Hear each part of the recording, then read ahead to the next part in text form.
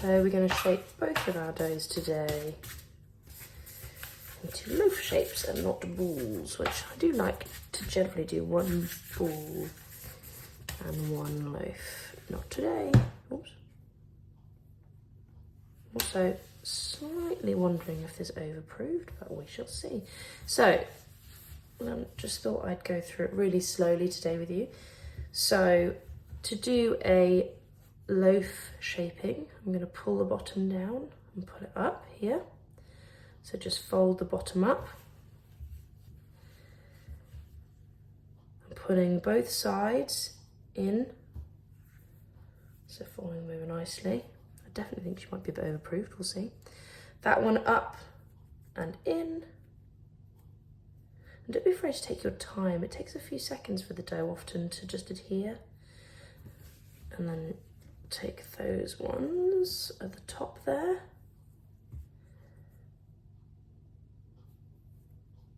Again, you can see I'm really taking my time.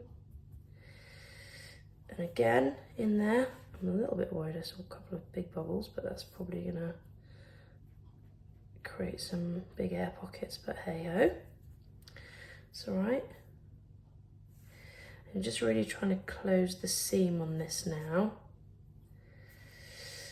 And then, from this point, you're going to use the fact that it's sticking to the surface to nicely create tension on the dough. Ooh, a little bit sticky. Stickier than usual, I would say. Just sprinkle a bit on my fingers. Don't want too much on the dough. Definitely a bit overdone, I think, today, because we're a bit sticky. And then I'm squeezing in the sides. And that's again, because we want to make sure we've got a nice sealed dough. And then I'm going to flour. Oh, sorry, my... To be honest, I don't think mine is the best. It's a little bit inconsistent with the way it spreads the flour. It's made for tea, I think, originally, if I'm honest. But and then now, just using... it's definitely more sticky than it normally is. Oh.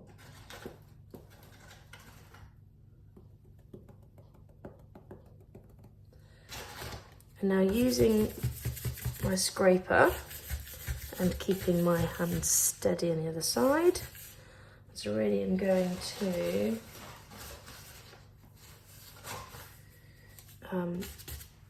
create extra tension.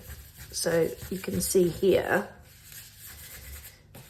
I'm not afraid of just using my scraper and it just really pulls it under. And then straight into my banneton.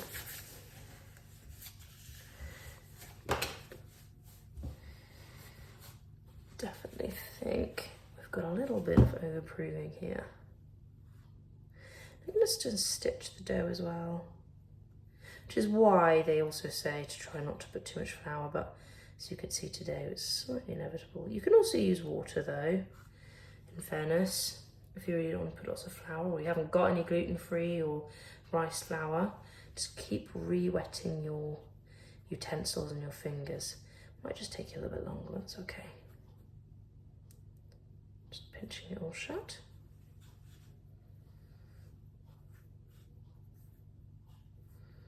And you can redo the seam as well when it comes back out. There we are. I'm going to do this one and hope we have a slightly better result. I'm just going to rinse my fingers quickly because you can see that. So that dough there, I tend to rinse in between because it tends to make it sticky, extra sticky on my hands. I'm back with clean hands.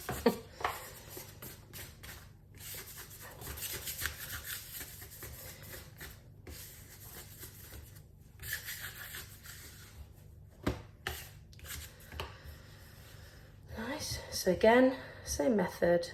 So pulling the top bit up, sorry, the bottom bit up, depending on your angle, I suppose. Then again, taking the 2 corner pieces here and really giving them time to adhere. And again, over.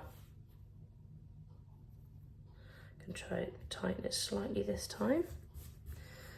So pull this one down. I'm going to put it further down because I notice it's quite a long loaf, that one, which is okay, it's fine. It'll all relax out anyway in the end. But just this will give us slightly tighter.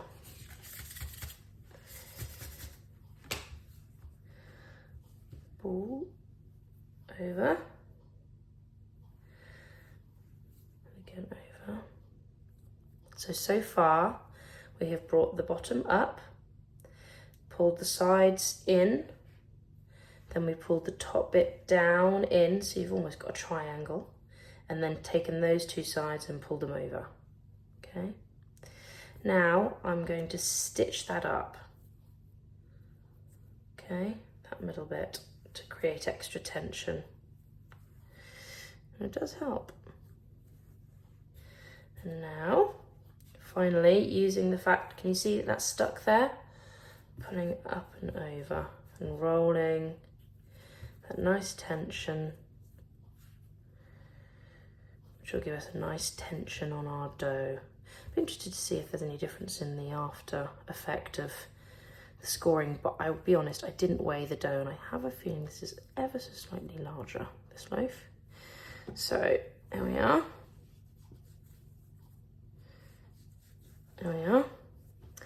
Now, again, so I've got some nice big bubbles on the sides, but I will pop them, and it's because it does give you a rather large bubble on the end when you've cooked your loaf. It'll give you a large kind of air pocket, which it's nice to have a bit more uneven on crumb structure. Although I will absolutely say I don't mind a bit of a large bubble. I feel like that's, you know, happens with sourdough. It's kind of part and parcel with it, right? Nice, yeah, happy with that. And then now I'm just gonna flour with your gluten-free or your rice flour again, if you can get it out. Nice.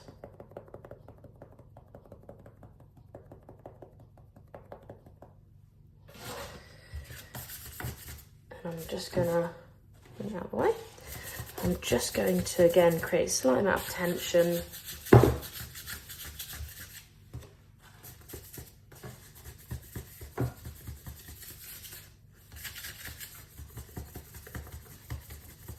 It's an easy way to create tension, really. You can see it has created tension there. And the way you roll and shape your dough really does make a difference on how you can score them, the loaf later. As you will see on the previous series, I accidentally did a 1 score across the top for a ball, and it really didn't come out very well. I think there was another number of reasons it didn't come out the best. I mean, I'm okay with that, to be honest. I'm not necessarily going to win any, I'm definitely not going to win any awards on my loaves. But, you know, the reality is, just pop her in there. But the reality is also that, you know, the starter was not as mature as this one, which is a very mature starter now. I say very mature compared to the other one. It's, you know, kind of 5 months old or something now. Nicely done. So we've got our 2. You can see it's definitely slightly bigger this one, I think, but got our 2 there now nicely done and ready to bake up.